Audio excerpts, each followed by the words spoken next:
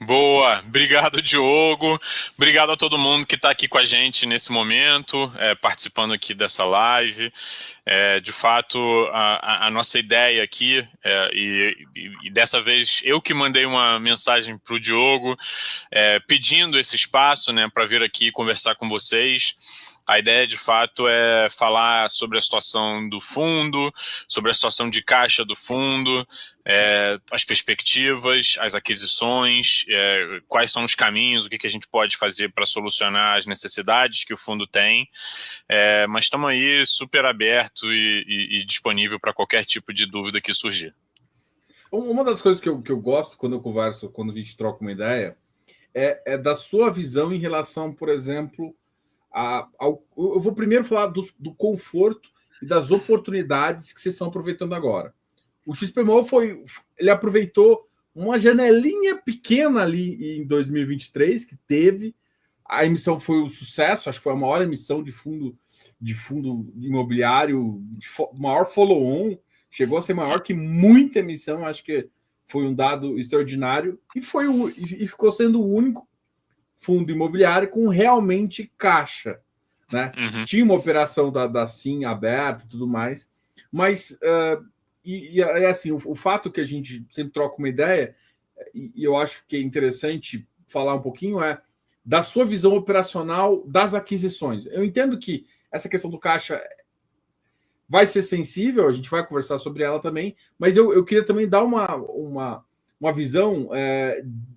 Você teve essa oportunidade porque você estava com mais caixa, porque é engraçado, né? Eu vou fazer um comentário que eu acho que você deve acompanhar, mas o que está acontecendo é que muitos analistas de shopping começaram a falar mal de fundos imobiliários, falando que os fundos, que as empresas começaram a limpar balanços jogando tudo para fundo imobiliário, inclusive começando shorts em fundos porque eles estão caros e tudo mais nesse sentido, né?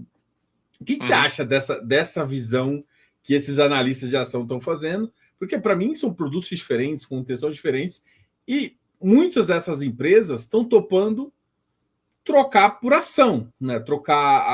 Fez uma venda, obviamente, mas também aceitou troca de cotas. Então, assim, as empresas não estão achando ruim em fundo imobiliário, elas estão só aproveitando alguns benefícios que tem, que é diferente o objetivo, né? Uhum. Vamos lá.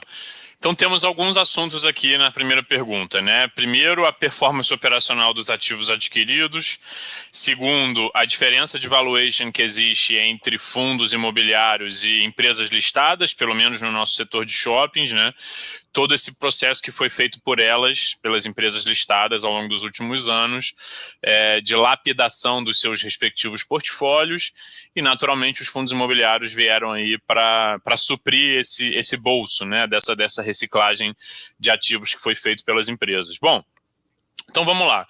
Começando, eu acho que pela primeira parte, os XPMOLs, isso é uma pequena correção, né? Você comentou que a captação foi em 2023, ela foi em 2024, na verdade. Foi na primeiro trimestre, o ano já virou, né? É o ano passado, foi o ano passado.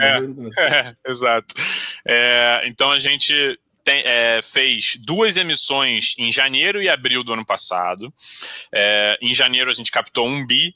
Em abril, a gente fez a maior emissão da história de um fundo imobiliário, que a gente captou 1 bi 800, com o objetivo de fazer a maior transação da história de um fundo imobiliário, que era e foi a aquisição da Sim PropTech, né, que a gente comprou inicialmente 6 shoppings deles, vendeu no mês seguinte um dos 6 que a gente comprou. Então a gente comprou, na prática, a gente acabou comprando 5 shoppings, dos quais um é muito pequeno, é pouco representativo no resultado, então a gente acaba chamando mais atenção para os 4 que a gente comprou. Os 4 shoppings que a gente comprou da Sim eram a principal destinação de recursos da nossa captação de 1 bi 800, que tinha sido precedida por uma captação de 1 bi. Então a gente levantou 2 bi 800 para fazer principalmente 3 aquisições.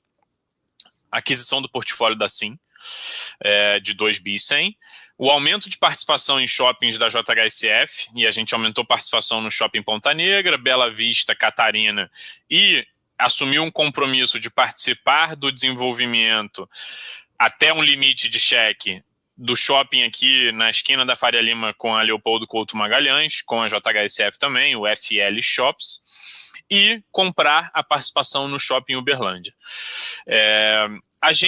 Quando a gente olha essas 3 grandes aquisições que a gente fez, né, obviamente a da Sim infinitamente maior que as outras, a gente vê que a gente trouxe um portfólio, principalmente se a gente olhar Ponta Negra, Metropolitano e Uberlândia, um portfólio que está num nível de maturação e de qualidade um pouco abaixo do que a média do portfólio do XP Malls. Qual que é o objetivo de fazer aquisições assim? São, obviamente, sempre casos muito específicos. O caso do Ponta Negra é uma transação de portfólio, e deixando bem claro que tanto a aquisição do Ponta Negra quanto tanto o aumento de participação no Ponta Negra quanto no Bela Vista tem um objetivo específico de ter uma gestão mais ativa, mais presente, e a gente efetivamente tem isso hoje. A gente está trocando a administração dos empreendimentos, trazendo uma administração nova, shoppings que, na nossa visão, tem bastante valor, mas vinham sendo administrados pela JHSF, que é espetacular na gestão do Cidade Jardim, do Catarina, do Shops, e desse, com certeza será no Shops Faria Lima também, mas que talvez não fosse a mais indicada na administração de Ponta Negra e Bela Vista. E